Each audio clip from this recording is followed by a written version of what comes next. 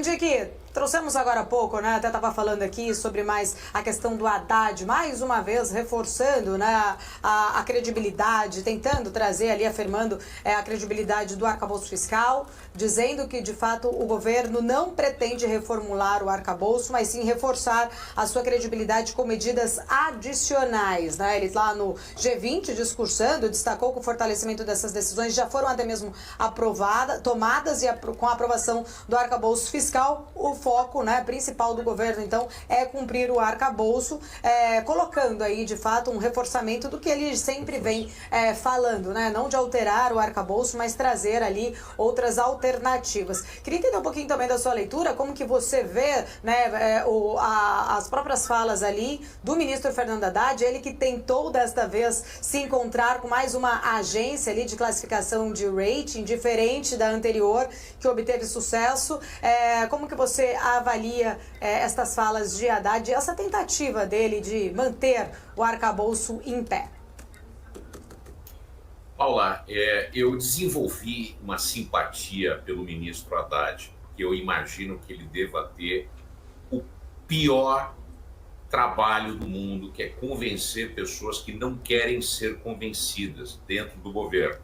Um governo ideológico, um governo que trabalha como uma facção ideológica, né? E isso é muito preocupante, porque é uma opção não entender, não é que eles não entendem.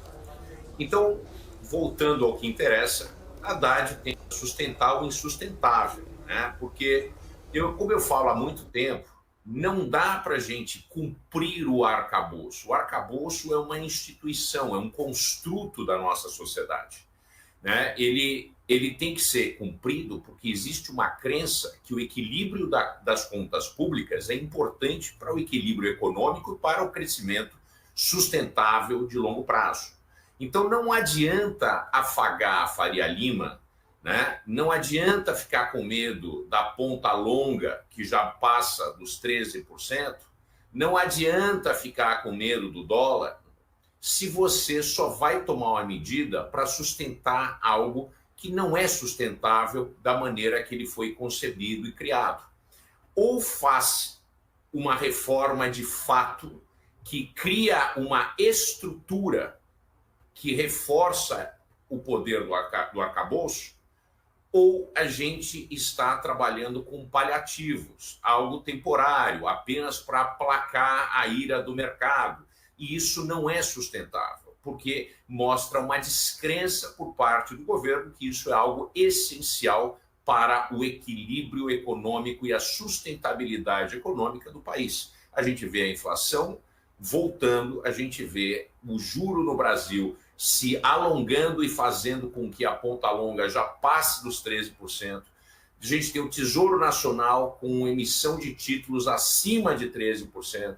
A gente tem uma série de problemáticas que criam um problema sistêmico, né, que impactam de maneira sistêmica a economia, que a grande preocupação que a gente tem que ter é se o endividamento, que é muito elevado no Brasil, a gente já passa dos 85%, tá certo? Para um país de renda média, nós somos o líder do mundo, tirando a China, que é um caso à parte, e isso é muito preocupante, porque muito em breve, entre os gastos rígidos, né, que são constitucionalmente forçados a ocorrerem dentro de uma estrutura que não faz sentido, né, que tem a ver com o crescimento da economia, sem necessariamente ter a ver com a necessidade dessas pautas, como educação e saúde. Se não precisa gastar mais, e não precisa gastar mais um centavo com educação e saúde no Brasil, né, o Brasil gasta de maneira díspare comparado com a maioria dos países do mundo, inclusive os países ricos nesses dois itens, né, a gente tem que gastar bem, e a gente não gasta bem. Então, a preocupação é se o arcabouço consegue, no médio prazo, diminuir a relação dívida-PIB, porque hoje, né, nesse ano, nós vamos gastar com o serviço da dívida, quer dizer, com os juros da dívida, 800 bilhões de reais. Quer dizer, esse valor acontece não porque o banqueiro é mau, é porque o risco de emprestar, fazer a rolagem da dívida brasileira, né, tendo em vista o risco desse calote, o Brasil é um país que já deu calote algumas vezes, e não existe uma sensibilidade por parte, principalmente do Lula, que não se furta a oportunidade de dizer que gasto é investimento, que não vai cortar nada, quer dizer, então por isso que eu desenvolvi essa preocupação e, inclusive, eu consigo me colocar nos pés do ministro para poder conter esse tipo de situação. E o que acaba acontecendo? Isso pressiona, né? Esse gasto pressiona a inflação, que faz com que o juro se eleve e que cria um problema dinâmico na relação dívida-PIB. Aumenta, porque a maior parte, hoje, a gente tem quase 50% de toda a dívida líquida brasileira atrelada à Selic. Se ela aumenta de forma imediata.